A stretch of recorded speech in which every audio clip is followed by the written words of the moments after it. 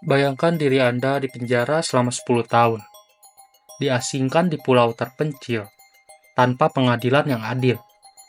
Itulah yang dialami oleh Pramudia Anantatur, sastrawan legendaris Indonesia. Tapi tahukah Anda, salah satu alasan ia dipenjara adalah karena ia berani membela kaum etnis Tionghoa yang saat itu menjadi korban diskriminasi. Ini adalah kisah tentang keberanian, keadilan, dan harga diri yang tak tergoyahkan.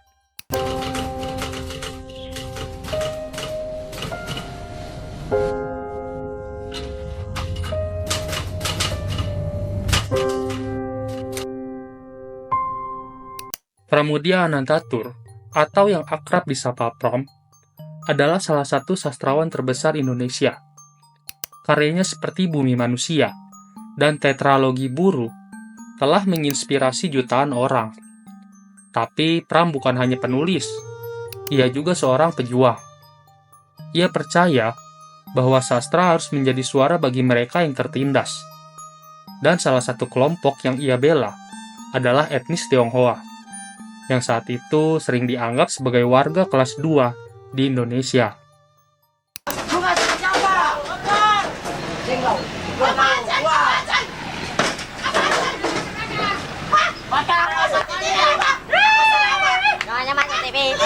Pada era 1950-an hingga 1960-an, etnis Tionghoa di Indonesia menghadapi diskriminasi sistemik.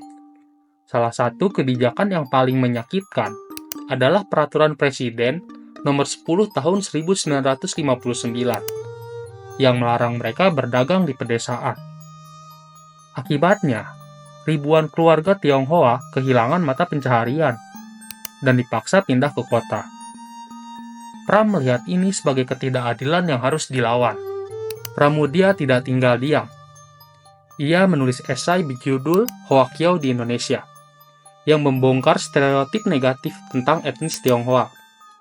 Di dalam tulisannya, Pram menegaskan bahwa etnis Tionghoa adalah bagian tak terpisahkan dari Indonesia.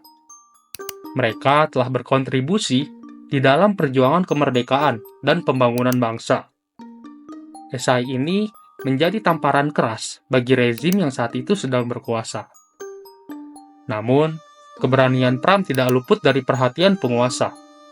Ia dituduh sebagai komunis dan pengkhianat hanya karena membela kaum yang dianggap asing. PKI harus diberantas sampai ke akar-akarnya, dan itu adalah perintah pembunuhan. Setelah peristiwa G30 SPKI pada tahun 1965, Pram ditangkap tanpa pengadilan dan diasingkan ke Pulau Buru. Selama lebih dari 10 tahun, ia hidup dalam kondisi yang sangat memprihatinkan. Di Pulau Buru, Pram dilarang menulis, tapi ia tidak menyerah. Ia menciptakan karya-karya sastra secara lisan, yang kemudian diceritakan kepada sesama tahanan. Karya-karya ini termasuk Tetralogi Buru. Akhirnya ditulis ulang setelah ia dibebaskan. Ini adalah bukti nyata bahwa ide dan prinsip tidak bisa dipenjara. Pramudia tidak hanya membela etnis Tionghoa, ia juga memperjuangkan hak-hak petani, buruh, dan masyarakat miskin. Baginya, ketidakadilan terhadap satu kelompok adalah ketidakadilan terhadap semua. Ia percaya bahwa Indonesia harus menjadi rumah bagi semua orang, tanpa memandang suku, agama, ataupun ras. Setelah dibebaskan, Pram terus menulis dan menyuarakan kebenaran. Karya-karyanya seperti Nyanyi Sunyi Seorang Bisu, menggambarkan betapa kerasnya kehidupan ia di penjara, tapi juga menunjukkan keteguhan di hatinya. Pramudia meninggal pada tahun 2006, tetapi warisannya tetap hidup. Ia adalah simbol perlawanan terhadap ketidakadilan dan diskriminasi. Ibu saya meninggal umur muda, 34 tahun lamanya. Tetapi apa yang diberikan pada saya tetap hidup, bahkan memancar di dalam tulisan-tulisan saya. Untuk itu, saya berterima kasih pada ibu saya. Kisah Pramudia Anantatur sangat relevan hingga hari ini.